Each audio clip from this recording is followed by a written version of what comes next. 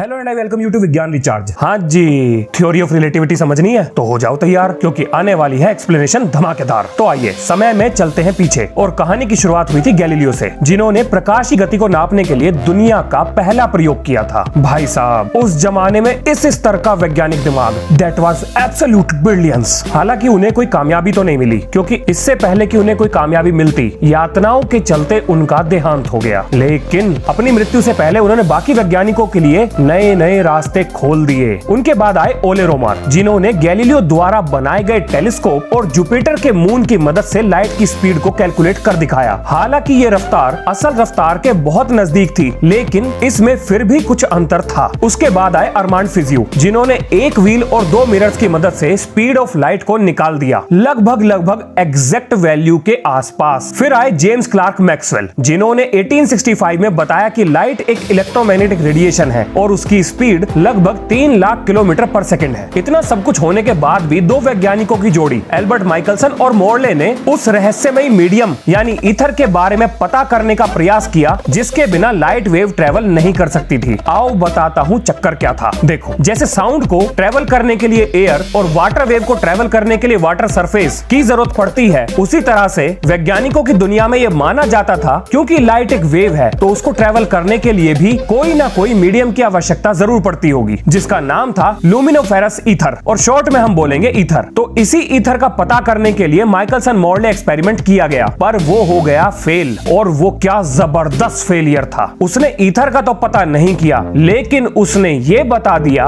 कुछ भी हो जाए लाइट की रफ्तार वैक्यूम में कभी नहीं बदलेगी। अब क्योंकि आपको ये आइडिया तो मिल चुका है कि लाइट की रफ्तार वैक्यूम में फिक्स होती है, तो हम रिलेटिविटी के कॉन्सेप्ट को समझ सकते हैं। अब बात करते हैं एल्बर्ट आइंस्टाइन के दिमाग में रिलेटिविटी का ख्याल कैसे आया। लेकिन उससे भी पहले आपके लिए ये जानना जरूरी है कि न्यूटन चचा ने क्या कहा था। न्यूटन ने बोला था कि टाइम एब्सोल्यूट है, यानी पूरे ब्रह्मांड में समय एक ही गति से चलेगा, और एल्बर्ट आइंस्टाइन को ये बात हजम नहीं हो रही थी। यहाँ मैं एक बात क्लियर कर दूं कि वो न्यूटन था और ये एल्बर्ट आइंस्टाइन। अगर ये हरकत मेरे जमाने में मेरे द्वारा की जाती तो हमारे फिजिक्स टीचर द्वारा मेरी गुद्दी लाल कर दी जाती। अब देखो आइंस्टाइन के दिमाग में आया हुआ एक एग्जाम्पल, एक उदाहरण से समझो। अगर कोई बॉल डीप स्पेस में चली जाए जहां पर कुछ भी ना हो, तो आप कैसे बताएं कि वो बॉल चल रही है या रुकी हुई है। अगर मैं आपसे ये कहूं कि मैं आपसे तेज मोटरसाइकिल चला रहा हूं, तो इसका मतलब ये हुआ कि मैंने अपनी गति को आपकी गति से रिलेट किया, यानी वेलोसिटी रिलेटिव होती है। पर डीप स्पेस में बॉल की स्पीड को आप किससे रिलेट करेंगे? वहां तो कुछ है ही नहीं, और बिना रिलेट करे आप कैसे बताएंगे कि वो बॉल अपनी जगह से हिल भी रही है या नहीं? और क्योंकि वेलोसिटी डिस्टेंस और टाइम पर निर्भर करती है, तो क्या डिस्टेंस की तरह टाइम भी रिलेटिव हो सकता है? क्या न्यूटन गलत हो सकता है? क्या टाइम एब्सोल्यूट नहीं है? बस यही सवाल आइंस्टाइन को परेशान कर रहे थे। चलो एक मजेदार एग्जांपल सुनो। अगर आप ट्रेन में खिड़की वाली सीट पर बैठे हो और तभी आपके विपरीत दिशा में एक और ट्रेन गुजरे, तो आपको ऐसा लगेगा कि आपकी ट्रेन एक जगह रुक गई है। बात तो सही है, पर ऐसा क्यों? यही तो आज मिलेंगे सभी सवालों के जवाब। आइंस्टाइन की दो थ्योरीज में स्पेशल थ्योरी ऑफ रिलेटिविटी पहले आई, तो सबसे पहले हम उसी को डिस्कस करेंगे। आइए समझते हैं आइंस्टाइन के दिमाग में चल क्या रहा था। लेकिन उससे भी पहले कुछ चीजें आपको पता होनी चाहिए। थॉमस यंग द्वारा किए गए डबल स्लिट एक्सपेरिमेंट ने यह साबित कर दिया कि लाइट के पास वेव नेचर होता है। ना ये ना चलेगा सर। पिछली वीडियो में तो आपने ये बोला था कि मैक्सवेल ने साबित किया था कि लाइट का वेव नेचर होता है। देखो बच्चा, लाइट का wave nature young double slit experiment से साबित हुआ था, लेकिन वो वेव एक इलेक्ट्रोमैग्नेटिक वेव है। ये जेम्स क्लार्क मैक्सवेल ने साबित किया था। जेम्स क्लार्क मैक्सवेल ने यह साबित कर दिखाया कि लाइट एक इलेक्ट्रोमैग्नेटिक रेडिएशन है जो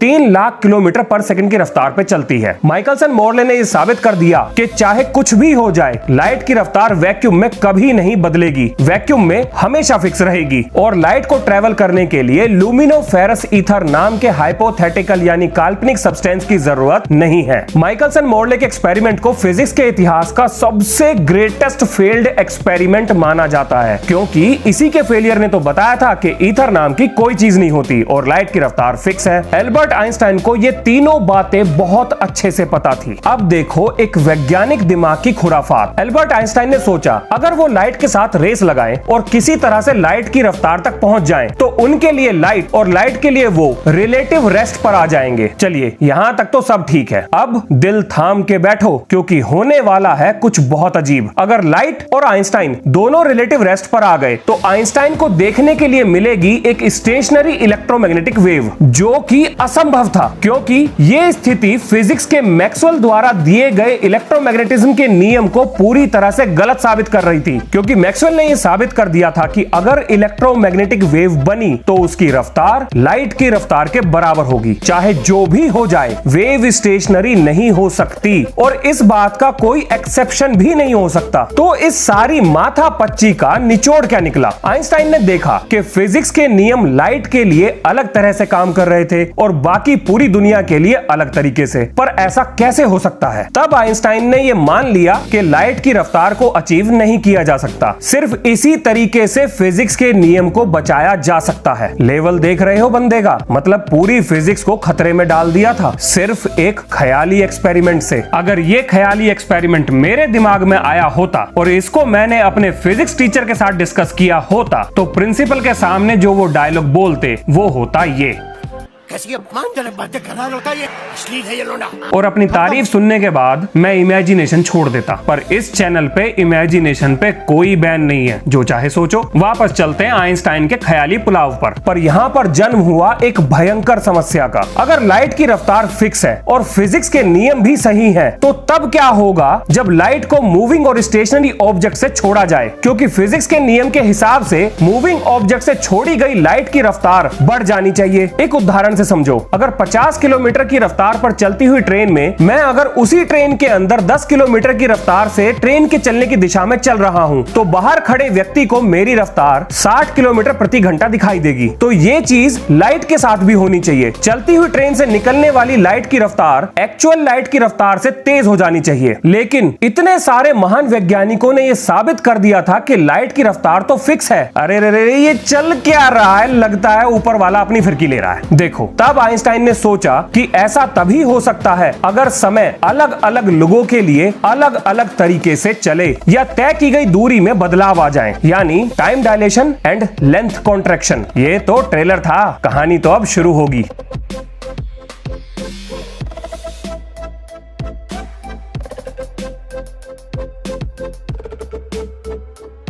चलो जी, पिछली वीडियो की कहानी को कंटिन्यू करते हैं। और अगर आपने पिछली वीडियो नहीं देखी है तो जाकर देख लो, नहीं तो कहानी को कनेक्ट करने में दिक्कत आएगी। सबसे पहले रिवीजन। फिजिक्स का नियम बोलता है माफ करना गलती हो गई। फिजिक्स के नियम बोलते हैं इज्जत देनी जरूरी है। ये फिजिक्स है, बुरा मान गई तो पता नहीं क्या क्या बदल दे। हाँ, तो हम कहाँ थे? हाँ, फिजिक्स के नियमों पर। लाइट की रफ्तार फिक्स है, ये किसी भी परिस्थिति में नहीं बदलेगी। हम सिर्फ वैक्यूम केस की बात करेंगे। उसी फिजिक्स के नियम के हिसाब से न्यूटन चचा के लॉज भी फिक्स है और ये भी किसी परिस्थिति में नहीं बदलेंगे। अगर हम क्वांटम वर्ल्ड की बात ना करें तो। अगर ऊपर बताई गई दोनों बातें सही हैं तो अब सुनो दिल दहला देने वाली खबर। फिजिक्स के नियम कहते हैं अगर मेरी ट्रेन 50 की रफ्तार से जा रही है और उसके अंदर मैं 10 की रफ्तार से उसी दिशा में जा रहा हूं, और अगर आप ट्रेन के बाहर खड़े होकर ये सब देख रहे हैं तो आपके पॉइंट ऑफ व्यू से मैं 60 की रफ्तार से आगे बढ़ता हुआ दिखाई दूंगा। अगर ये बात हजम हो रही है तो आगे काम बहुत आसान है। तो फिजिक्स के नियम के हिसाब से लाइट के साथ भी ऐसा होना चाहिए, यानी एक चलती हुई ट्रेन से निकलने वाली लाइट की रफ्तार एक रुकी हुई ट्रेन से निकलने वाली लाइट से तेज होनी चाहिए, क्योंकि फिजिक्स के नियम ने तो हमें यही बताया था। लेकिन उसी फिजिक्स के नियम ने यह भी कहा कि लाइट की रफ्तार कभी नहीं बदलेगी है। यहाँ तो फिजिक्स के दो नियमों ने एक दूसरे पर बंदूक तान दी है। किसी एक को सही मानने पर दूसरा गलत हो जाएगा। ये थी वो समस्या जिसने दिया जन्म टाइम डायलेशन और लेंथ कॉन्ट्रैक्शन को। एल्बर्ट आइंस्टाइन को यह तो पता था कि फिजिक्स के ये दोनों नियम बिल्कुल ठीक हैं, लेकिन इन दोनों नियमों को एक साथ खुश रखना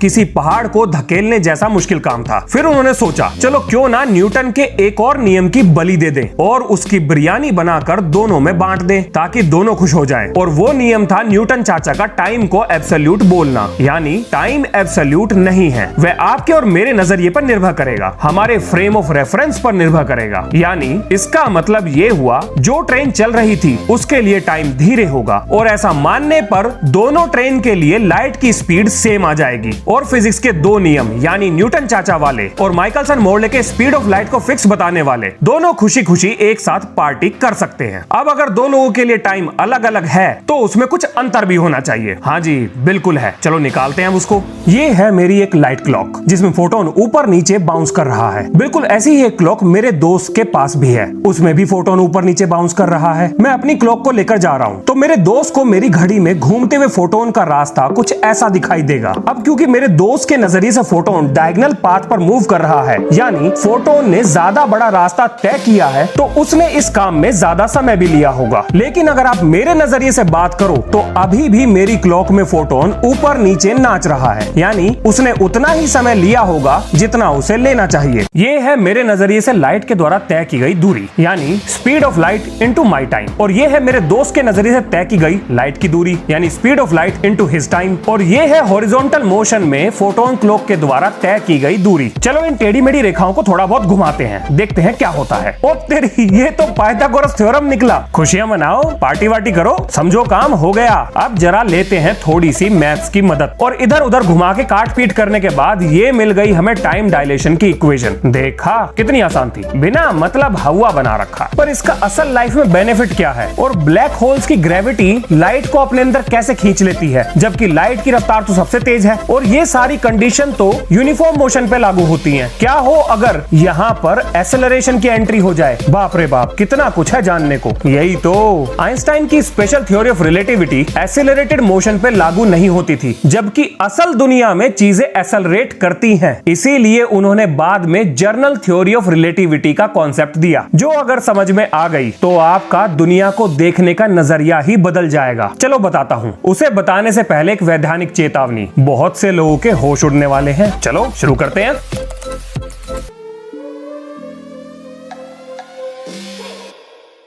देखो भैया, बात बड़ी सिंपल सी है। इस वीडियो को समझने के लिए पहले दोनों पार्ट देखने जरूरी हैं, क्योंकि अगर आप सीधे इस पे कूदे तो एक बात पक्की है, दिमाग चकरा जाएगा। तो जिन लोगों ने पिछले दो पार्ट देखकर अपना इंश्योरेंस पक्का करा लिया है, वो हो जाओ तैयार, क्योंकि आ रहा है विज्ञान का सफर शानदार। फिजिक्स के फूफा यानी एल्बर्ट आइंस्टाइन, इनके द्वारा थमाई गई स्पेशल थ्योरी ऑफ रिलेटिविटी एक ऐसा च्यवनप्राश था जिससे हमारी सेहत पर कोई फर्क नहीं पड़ने वाला था, क्योंकि ये एक्सेलरेटेड मोशन के लिए काम नहीं करती थी। लेकिन असल दुनिया में चीजें एक्सेलरेट करती हैं, और बहुत तेजी से एक्सेलरेट करती हैं। तो इसलिए फूफा जी ने 10 साल बाद जनरल थ्योरी ऑफ रिलेटिविटी नाम का एक नया चूर्ण पकड़ा दिया, जिसको हजम करने से पहले आपको कुछ बातें पता होनी बहुत जरूरी हैं। तो चलो शुरू करते हैं। हमारी प्यारी धरती के द्वारा लगाई जाने वाली ग्रेविटी हमें इसकी सतह से चिपका कर रखती है। लेकिन मान लो आप एक बिल्डिंग की छत से कूद गए, कूदना मत, ये एक थॉट एक्सपेरिमेंट है। तो नीचे आते हुए आपको वेटलेस होने का एहसास होगा, लेकिन आपके शरीर पर लगने वाला एक्सेलरेशन आपको धरती के सेंटर की तरफ खींच रहा होगा। थोड़ा विचित्र है ना? आपको एक ताकत नीचे भी खींच रही है और आपको वो महसूस भी नहीं हो रही है। वो तो छोड़ो,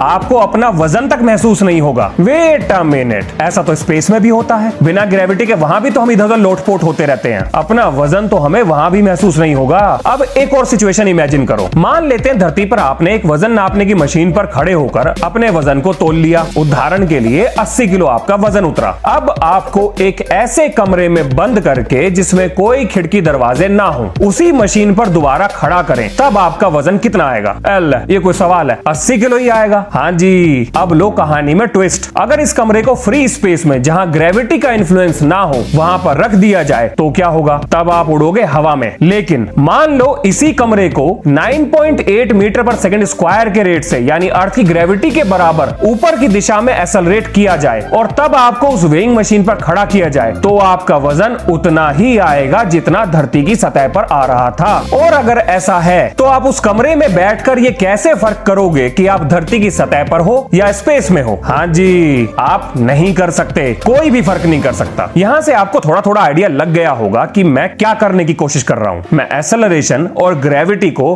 बराबर साबित करने की कोशिश कर रहा हूं। और अगर आप ये कॉन्सेप्ट समझ गए हैं, जो कि थोड़ा सा सर घुमा देने वाला था, तो अब हम बढ़ेंगे आगे। अब सुनो धमाकेदार खबर। लाइट के साथ ऐसी परिस्थितियों में कुछ बहुत अजीब होता है। अगर मैं उसी कमरे में एक फोटोन को एक कोने से दूसरे कोने के लिए छोड़ दूं, तो वो अपनी एग्जैक्ट लोकेशन से थोड़ा नीचे आके टकराएगा, क्योंकि कमरे के ऊपर की तरफ एक्सेलरेट होने की वजह से सामने वाली दीवार थोड़ा ऊपर खिसक जाएगी। और अगर मैं फोटोन के रास्ते को ट्रेस करूं, तो ये रास्ता आपको कुछ बेंड होता हुआ दिखाई देगा। भाई साहब पागल बना दिया हमारा तो। इतने दिनों से वैसे ही पढ़ते आ रहे कि लाइट सीधी चलती है। ये सारे अजीब काम जब ही क्यों होते हैं जब मैं फिजिक्स पढ़ने बैठता हूँ। ये चल क्या रहा है? हमें तो बताया गया था कि लाइट हमेशा सीधी चलती है, वो ही इतने दिनों में हजम हुई थी। अब ये नया रायता कौन फैला रहा है? देखो, लाइट तो बेंड होगी और ये एक्सपेरिमेंटली प्रूव हो चुका है। तो अब बारी आती है इसको एक्सप्लेन करने की। तो चलो कर देते हैं इसे एक्सप्लेन। अब सुनो ध्यान से। अब क्योंकि एक्सेलरेशन और ग्रेविटी दोनों सेम चीज है, तो इसका मतलब ये हुआ कि ग्रेविटी लाइट को बेंड कर सकती है। ओ भाई साहब, ये तो कमाल हो गया। क्या आप लोग भी वही सोच रहे हो जो मैं सोच रहा हूँ? आ गया ना मजा? अरे रुको जरा, सब्र करो,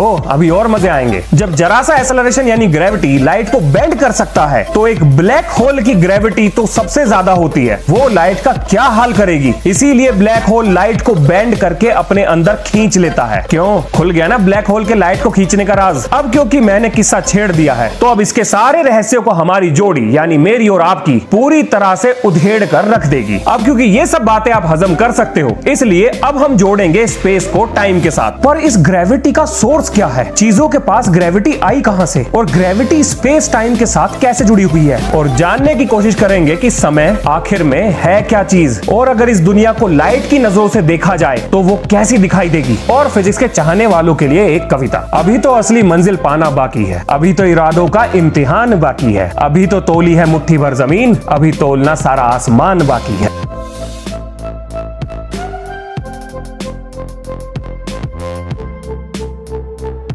आ गए सब? तो चलो अब कहानी शुरू करते हैं। कहानी को आगे बढ़ाने से पहले जरा रिवीजन हो जाए। इस कहानी को गैलीलियो ने शुरू किया और आखिरी फुल स्टॉप फिजिक्स के फूफा यानी the greatest one and only Albert Einstein ने लगाया था। इसके बाद जो भी महान वैज्ञानिक आए, उन्होंने बस आइंस्टाइन की थ्योरी के दम पर ही यूनिवर्स में छुपे आगे के किस्से लिखे। और अब होने वाली है दिमाग के धागों की धुनाई। तो इससे बचने के लिए पिछले 3 पार्ट्स आपको देखने ही पड़ेंगे। और जिन लोगों ने वो देख लिए हैं वो टेंशन मत लो, चिंता नॉट, अपन सब संभाल लेगा। स्पेशल थ्योरी ऑफ रिलेटिविटी में लेंथ कॉन्ट्रैक्शन को समझाने के लिए मैं कोई भी ढंग का एग्जाम्पल नहीं बना पा रहा था, लेकिन अब वो बन गया है। भले ही हमारे घर वालों को हम में कोई टैलेंट ना दिखे, पर वो हम में कूट कूट के भरा है। चलो उसकी थोड़ी सी झलक दिखा देता हूँ। टाइम डायलेशन की इक्वेशन को हमने पाइथागोरस थ्योरम से ड्राइव किया था, तो चलो उसी की मदद से लेंथ कॉन्ट्रैक्शन को भी समझाता हूँ। तो फिजिक्स के द्वारा दी गई दावत के मेन कोर्स को उड़ाने से पहले चलो जरा स्टार्टर्स के मजे ले लो। ये हैं 2 चींटी।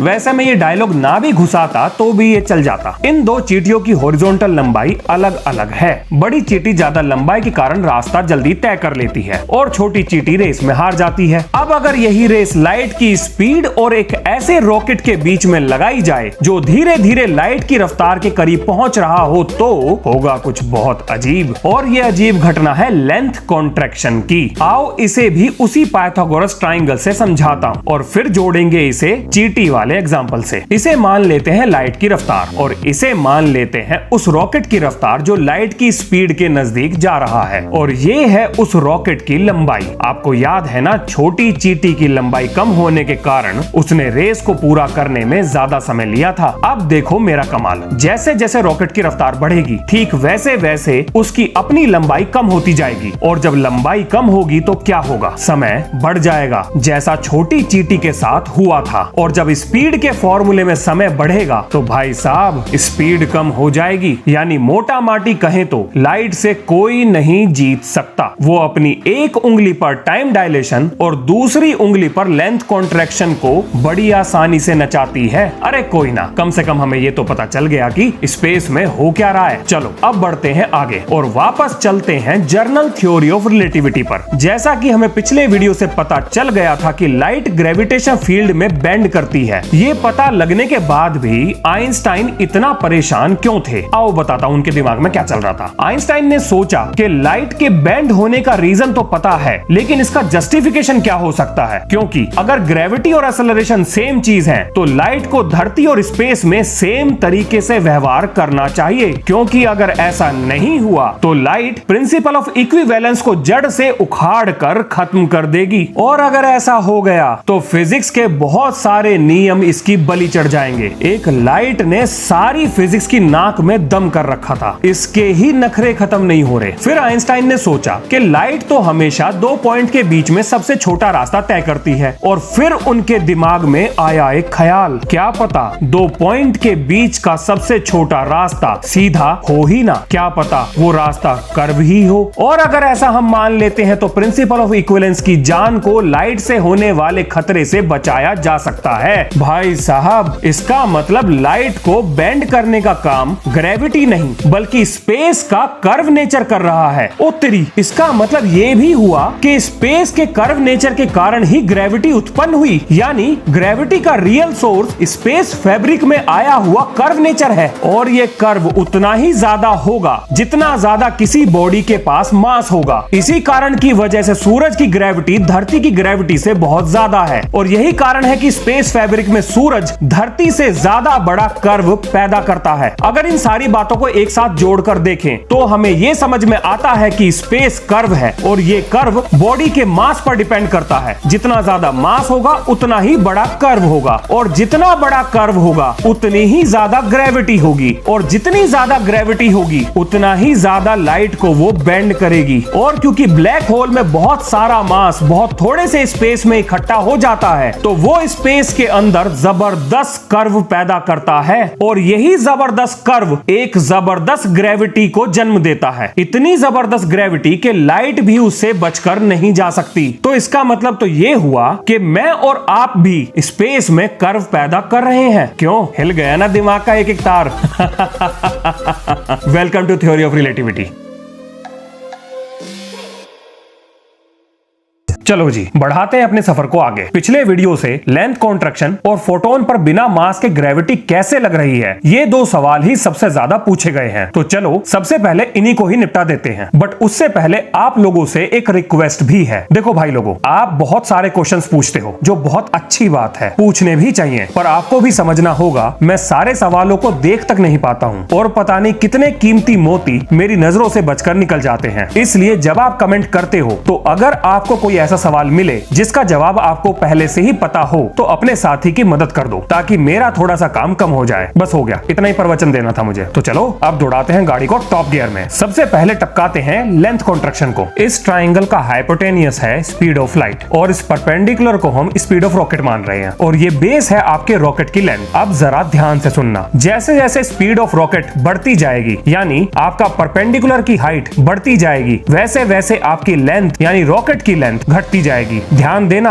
स्पीड ऑफ लाइट यहां पर चेंज नहीं होगी। जो चेंज आएगा वो आएगा रॉकेट की स्पीड में और रॉकेट की लेंथ में। अब इसे एक एनिमेशन की सहायता से देखो। जैसा कि आप इस एनिमेशन में देख पा रहे हैं, धीरे धीरे स्पीड ऑफ रॉकेट लाइट की स्पीड के नजदीक पहुंचती जा रही है, जिसके परिणाम स्वरूप रॉकेट की लंबाई धीरे धीरे घट रही है, और लास्ट में जाके जब रॉकेट की रफ्तार स्पीड ऑफ लाइट के बराबर हो जाएगी तो रॉकेट की लंबाई एक फोटोन के बराबर हो जाएगी। तो इससे हमने क्या सीखा? लाइट की रफ्तार पर सिर्फ लाइट ही चल सकती है, और लेंथ कॉन्ट्रैक्शन का मतलब भी जान लिया। चलो अब सुलझाता हूँ आपकी दूसरी प्रॉब्लम को। ये है अपनी प्यारी धरती पर हमारा प्यारा घर। अब इस पर एक स्केल भी रख लेते हैं, ताकि कमरे के फ्लोर से उसकी छत तक की लंबाई निकाली जा सके। अब लगाकर इसमें एक टॉर्च एक फोटोन को छोड़ देते हैं, और ट्रेस करते हैं उसके रास्ते को, जो कि बिल्कुल मिलेगा आपको सीधा। लेकिन जैसे ही हम इस कमरे को स्पेस में लेके जाएंगे और 9.8 मीटर पर सेकंड स्क्वायर के रेट से एक्सेलरेट करेंगे, यानी जितनी ग्रेविटी धरती पर लग रही थी उतना ही एक्सेलरेशन देंगे, तो कमरे के अंदर के माहौल में कोई चेंज नहीं आएगा, क्योंकि एक्सेलरेशन ग्रेविटी के बराबर होता है। ये हम पहले ही जान चुके हैं। अब जैसे ही लाइट से फोटोन निकलेगा तो वो स्केल पे टकराएगा कुछ नीचे, जिसका कारण है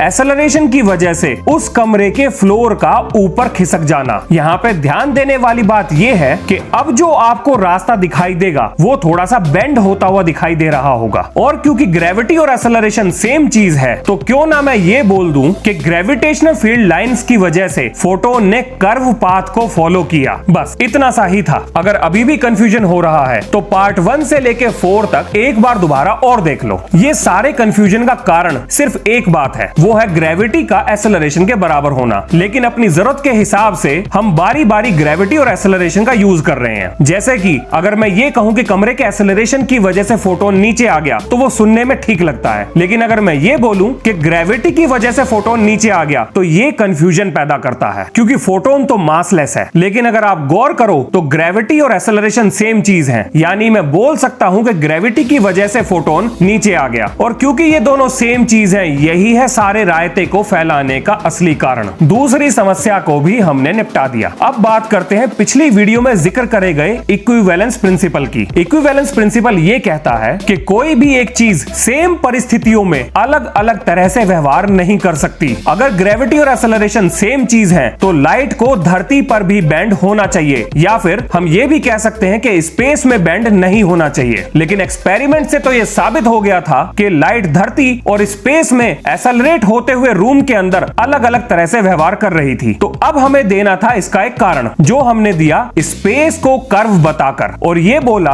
कि लाइट हमेशा स्पेस के कर्व नेचर को फॉलो करती है, जो कि सही भी है। और ये कर्व नेचर आता है बॉडीज के मास की वजह से। जितना बड़ा मास होगा उतना ही स्पेस के अंदर उनके द्वारा कर्व बनाया जाएगा, यानी ग्रेविटी का रियल सोर्स स्पेस का कर्व नेचर होगा। चलो, ये तो थी वो बातें जो कि किताबों में दी गई हैं। अब कुछ ऐसा बताता हूं जो किताबों में तो दिया है लेकिन समझ में नहीं आता। करते हैं अपनी कहानी को कंटिन्यू और जोड़ते हैं टाइम को स्पेस के कर्व नेचर के साथ। एल्बर्ट आइंस्टाइन ने अपनी जर्नल थ्योरी ऑफ रिलेटिविटी में स्पेस को कर्व बोल दिया, पर साइंटिफिक कम्युनिटी के लिए ये बात थी गले में फंसी हुई हड्डी। फिजिसिस्ट किसी भी ऐसी थ्योरी पर यकीन नहीं करते जो किसी चीज की प्रेडिक्शन यानी भविष्यवाणी ना कर सके। तो अपनी थ्योरी को सही साबित करने के लिए आइंस्टाइन को अब करनी थी एक भविष्यवाणी जिसे बाकी साइंटिफिक कम्युनिटी टेस्ट कर सके, जिसके लिए उन्होंने पकड़ा मरकुरी की धुरी को, यानी elliptical path of Mercury around sun. अब आप सोच रहे होंगे कि इसमें ऐसा क्या खास था। खास अभी दिखाता हूँ। खास हमारे सौर मंडल के सारे ग्रह इलिप्टिकल रास्ते पर सूरज का चक्कर लगाते हैं। मरक्यूरी भी लगाता है, पर ये यही नहीं रुकता। इसकी हरकतें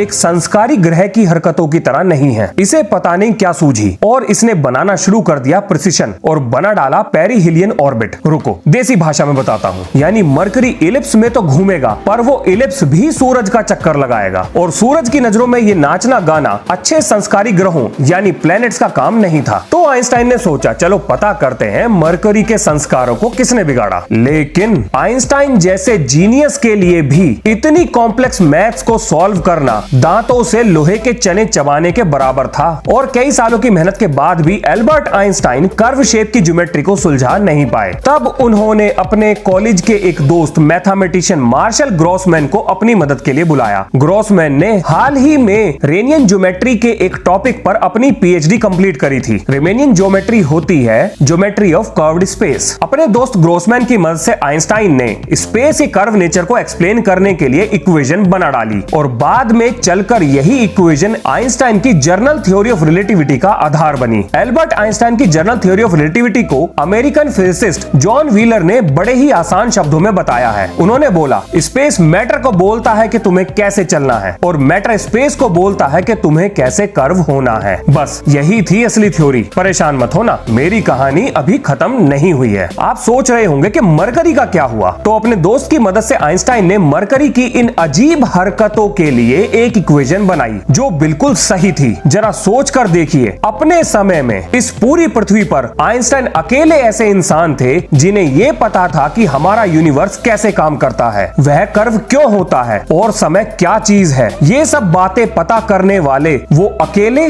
और सबसे पहले इंसान थे। जरा सोचो, अगर आपको कुछ ऐसा पता है जो पूरी दुनिया में सिर्फ आप ही जानते हो और जिस बात पर पूरी मानवता का भविष्य टिका है, तो भाई साहब भूल जाओ सुपरमैन, बैटमैन और हीमैन। असल दुनिया के सुपर हीरो अब आप ही हो। पर अब आप सोच रहे होंगे कि सर टाइम तो अभी भी नहीं जुड़ा स्पेस कर्व से। अरे चिंता क्यों करते हो, मेरा काम अभी खत्म नहीं हुआ। मेरा काम ही है गड़े मुर्दे उखाड़ना। चलो इसे भी उखाड़ देता हूँ। आपको ये तो याद ही होगा कि मैंने बताया था लाइट की रफ्तार कभी नहीं बदलेगी। मतलब मैंने नहीं, माइकलसन मोरले ने बताया था। तो इसका मतलब ये हुआ कि लाइट की रफ्तार एक्सेलरेटेड फ्रेम में भी नहीं बदलनी चाहिए। यानी लाइट की रफ्तार रेस्ट फ्रेम और एक्सेलरेटेड फ्रेम दोनों में सेम होनी चाहिए। और अगर थोड़ा डिटेल में कहूं तो लाइट की रफ्तार कर्व्ड स्पेस और एम्प्टी स्पेस दोनों में बराबर होनी चाहिए। और क्योंकि स्पीड होता है डिस्टेंस अपॉन टाइम, लेकिन कर्व्ड स्पेस में डिस्टेंस बढ़ गया है, तो लाइट की स्पीड को सेम रखने के लिए हमें टाइम की वैल्यू को भी बढ़ाना पड़ेगा। और ऐसा तभी हो सकता है अगर समय बीतने की रफ्तार धीमी हो जाए, यानी टाइम स्लो हो जाए। इसका मतलब यह भी हुआ कि स्पेस में जितना बड़ा कर्व होगा, समय उतना ही धीमा बीतेगा।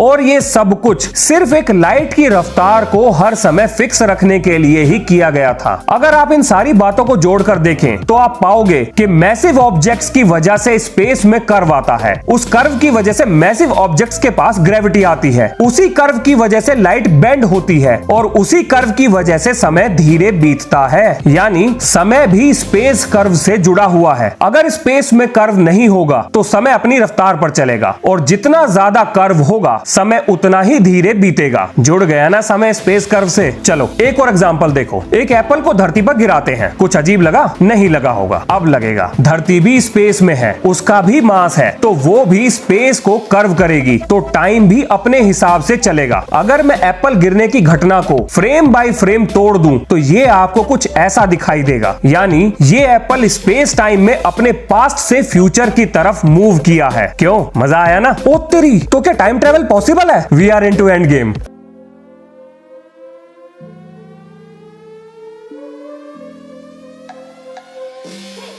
थ्री डायमेंशन स्पेस को अगर टाइम के साथ जोड़ दें तो फोर डायमेंशन ज्योमेट्री में हम उसे स्पेस टाइम कहेंगे। आप ध्यान देना, इस फोर डायमेंशन ज्योमेट्री के हर जंक्शन पॉइंट पर एक घड़ी लगा देते हैं और अब ये बन गया है स्पेस टाइम ग्रिड। अब अगर इस स्ट्रक्चर को मैं स्पेस टाइम मान लूं तो इस स्पेस में मेरी पोजीशन के साथ लगी हुई घड़ी मेरे समय की रफ्तार बताएगी और आपकी पोजीशन के साथ लगी हुई घड़ी आपके समय के रफ्तार के बारे में बताएगी। नहीं नहीं, रुको एक मिनट। इस कहानी की शुरुआत तो सेब द्वारा हमारी धरती के नजदीक आने वाली घटना से होनी चाहिए थी, है ना? बात बिल्कुल सही है, पर ऐसा मैंने जानबूझकर किया है क्योंकि पिछली वीडियो की उस घटना ने बहुत से लोगों पर मजबूत रसायनों के सेवन करने के बाद होने वाले असर से भी ज्यादा असर डाला था। मेरा इशारा समझ रहे हो ना? अरे आप तो हो ही समझदार। और ताकि ऐसा दोबारा ना हो इसलिए मैंने कहानी को इस तरफ मोड़ दिया। लेकिन अब समय आ गया है कि हम वापस चलें उसी घटना पर। तो चलो अब जोड़ते हैं स्पेस टाइम ग्रिड को सेब वाली घटना से और क्या पता आपको टाइम ट्रेवल का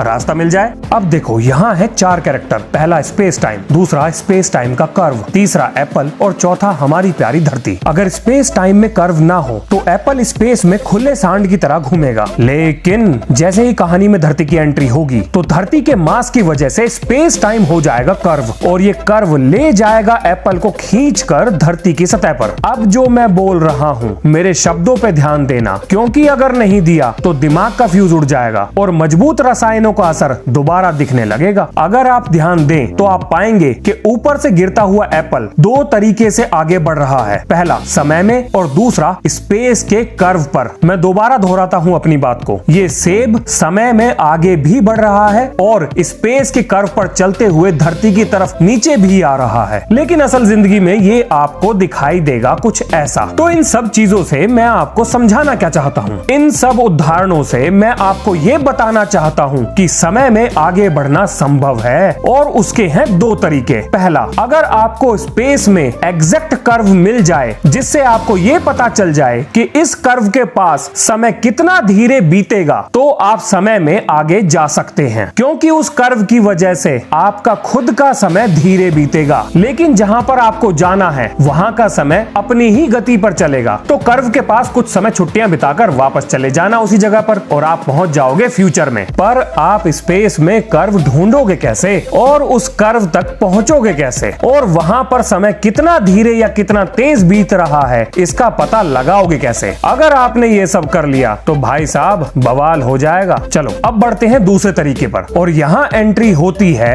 एवेंजर्स एंड गेम में टोनी स्टार्क द्वारा इस्तेमाल किए गए फिजिक्स की। क्यों हो गए ना कान खड़े? पता था मुझे सबको इंटरेस्ट आने वाला है। जब ये मूवी देखकर मैं आया था तो मेरे स्टूडेंट्स ने सबसे पहले मेरे से यही सवाल पूछा था कि सर वो टाइम ट्रेवल वाला किस्सा समझा दो। और कमाल की बात देखो, मेरे से समझने के बाद अपने कॉलेज में जाकर दूसरों को बताकर टोनी स्टार्क वाली फीलिंग ले रहे थे। और ये राज मैं आपको भी बताऊंगा, जरूर बताऊंगा, लेकिन वीडियो में थोड़ा आगे। अभी उससे भी जरूरी चीजें बतानी बाकी हैं। अब आते हैं क्या समय में पीछे जाया जा सकता है। देखो टाइम ट्रेवल की बहस में तो मैं नहीं पढ़ने वाला। मैथमेटिकली प्रूव हो चुका है कि टाइम ट्रेवल पॉसिबल है और वो भी बिना किसी पैराडॉक्स पैराडॉक्स के। अगर इसके बारे में जानना है तो डॉक्टर फेबियो कोस्टा का रिसर्च पेपर पढ़ लो। बस उम्मीद करो कि उनकी इक्वेशंस और मल्टी वेरिएबल एडवांस कैलकुलस आपको समझ आ जाए। अब बात करते हैं ग्रेविटेशनल रेडशिफ्ट की। क्या है ये और क्या होगा आपके शरीर के साथ जब आपका टाइम धीरे बीतेगा? क्या आप स्लो मोशन में आ जाओगे?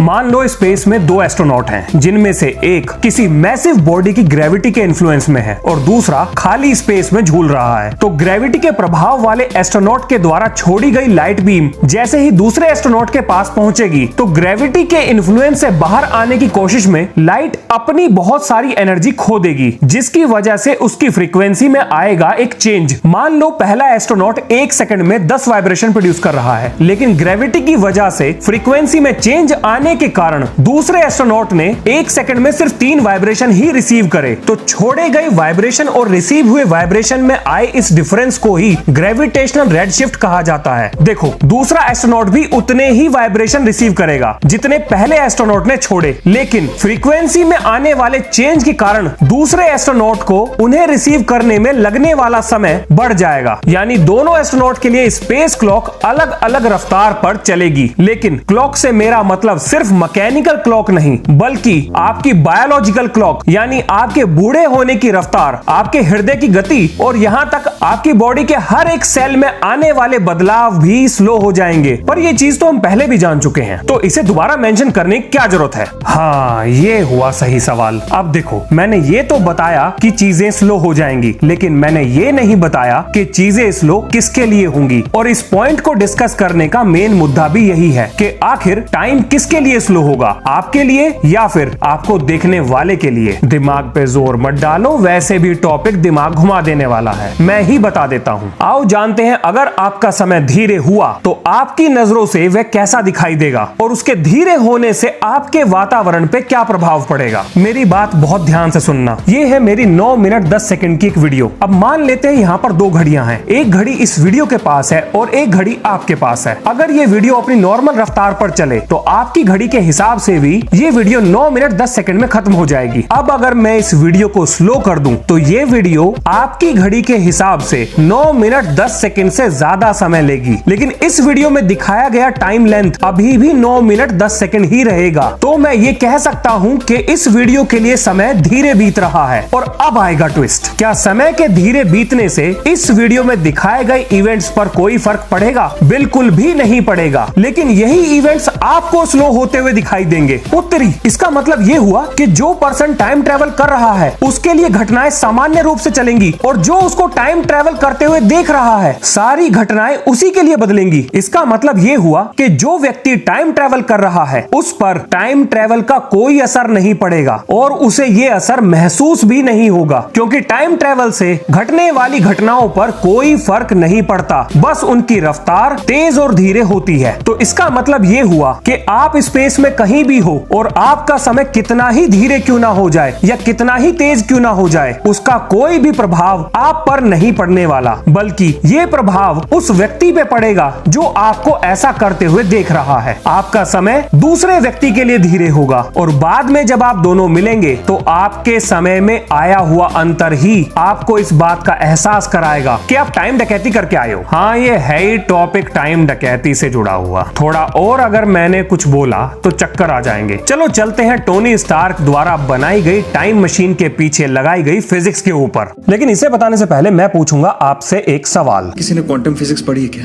अगर इसका जवाब हाँ है तो आपको कोई भी दिक्कत नहीं आने वाली, लेकिन यदि इसका जवाब ना है तो भाई साहब ध्यानचंद बनने का समय आ गया है। अब क्योंकि एवेंजर्स मूवी में कोई भी प्रॉपर एक्सप्लेनेशन नहीं दी गई है तो इस मूवी में होने वाली घटनाओं को मैं अपनी क्वांटम फिजिक्स की नॉलेज से एक्सप्लेन करने की कोशिश करूंगा। जैसे कि नाम से ही पता चलता है, क्वांटम यानी बहुत छोटा, बहुत स्मॉल। देखो, ये क्वांटम रियल्म के रूल्स जो है हमारी दुनिया से अलग है। क्वांटम रियल्म में क्लासिकल फिजिक्स के नियम काम नहीं करते। क्यों नहीं करते? हाँ, ये एक पूरा अलग टॉपिक है, पर फिलहाल के लिए मान लो कि क्वांटम रियल्म में क्लासिकल फिजिक्स के नियम काम नहीं करेंगे। और क्योंकि अगर ऐसा है तो वहां पर समय के बीतने की गति भी हमारी दुनिया से अलग होगी। अब इसे उस बात से कनेक्ट करो जो मैंने आपको पहले बताई थी कि अगर स्पेस में आपको कोई ऐसा कर्व मिल जाए जहां पर आपको समय के बीतने की गति पता हो तो आप भविष्य में ट्रेवल कर सकते हो। ऐसे ही अगर क्वांटम रियल्म में आपको कोई ऐसी जगह मिल जाए जहां पर समय के बीतने की गति आपको पता हो तो आप उस पॉइंट पे एंटर करके दूसरे पॉइंट पर निकल सकते हो। तो यही समय समय के बीतने की गति आपको भविष्य और भूतकाल में ट्रेवल कराएगी। आप एक पॉइंट पे एंटर करोगे, कुछ समय बिताओगे और दूसरे पॉइंट पे निकल जाओगे। तो अगर इतनी बातें हजम हो गई हैं, तो चलो डालते हैं टाइम डकैती। चलो यार, अब गरीबों में मिठाई बंटवाओ। तुम्हारा बंदा टाइम के उस पार नहीं जा पाया, बल्कि टाइम उसके आर पार चला गया। टोनी स्टार्क की ये बात बिल्कुल लॉजिकल है और मैं इसे अभी प्रूव कर देता हूँ। अगर आप इस क्लिप पे ध्यान दें तो स्पेस कर्व समय के साथ साथ आगे बढ़ रहा है, लेकिन अगर आप बहुत छोटे हो जाएं, यानी क्वांटम रिल्म में पहुंच जाएं, तो भी बाहरी दुनिया का समय अपनी ही गति से चलेगा, चाहे आपका समय धीरे ही क्यों ना हो जाए। मान लीजिए आप छोटे बनकर एक पॉइंट पर रुक गए, तो भी बाहर का स्पेस टाइम कर्व आपके आर पार निकल जाएगा, यानी आप समय में पीछे नहीं गए, आप अपनी जगह पर रुके हुए हो, समय आपके आर पार निकल गया है। अब जीनियस टोनी स्टार्क द्वारा बनाया गया टाइम ट्रेवल का जीपीएस क्या चीज है? और मैं तो जीनियस हूं। ये लो, टाइम ट्रैवल करने का जीपीएस। देखो, ये जीपीएस आपको ये बताएगा कि क्वांटम रिल्म में किस जगह पर समय किस गति से चलेगा। तो छोटा होने के बाद समय की गति आपके लिए बदल जाएगी, लेकिन पूरे क्वांटम रिल्म में ये समय की गति एक समान नहीं होगी। क्वांटम रिल्म में अलग अलग जगहों पर समय की गति अलग अलग तरह से चलेगी। तो आपको समय में कितना पीछे जाना है, उसकी एग्जैक्ट लोकेशन पता करके आप भूतकाल में प्रवेश कर पाएंगे। जैसा कि मैंने पहले बताया था, अगर ठीक स्पेस कर्व का आपको पता लग जाए तो वहां पर समय बिताकर आप समय यात्रा कर सकते हैं। ठीक उसी तरह से अगर आपको क्वांटम रिल्म में एग्जैक्ट कोऑर्डिनेट मिल जाएं कि कहां पर समय की गति कितनी है, तो उसके हिसाब से आप अपने मन चाहे डेस्टिनेशन पर जा सकते हैं। अब आते हैं टाइम ट्रेवल सूट और पिम पार्टिकल पर। क्वांटम रिल्म में जाने के लिए आपको बहुत छोटा होना पड़ेगा और छोटा होने का सिर्फ एक ही रास्ता था, वो था हैंक पिम के द्वारा बनाए गए Pym particle. Time travel suit, क्या बात है। और ये जो टाइम ट्रेवल सूट है, ये आपके शरीर को बहुत ज्यादा छोटा होने के बाद भी नए फिजिक्स के रूल के हिसाब से बदलने से रोकेगा, क्योंकि आप जानते हो क्वांटम रिल्म में क्लासिकल फिजिक्स काम नहीं करती। तो वहाँ कौन सी फिजिक्स काम करती है, वहाँ के रूल्स क्या हैं, इसके बारे में अभी हमें नहीं पता। तो इसलिए ये सूट आपके शरीर को उसी एनवायरमेंट में रखेगा जिस एनवायरमेंट से आप क्वांटम रिल्म में जा रहे हो। टाइम ऐसे कभी नहीं चलता। बीते कल को बदलने से आने वाला कल नहीं बदलने वाला। अगर तुम बीते कल में जाते हो तो वो तुम्हारा आने वाला कल बन जाता है, और तुम्हारा पिछला वर्तमान तुम्हारा भूतकाल बन जाता है।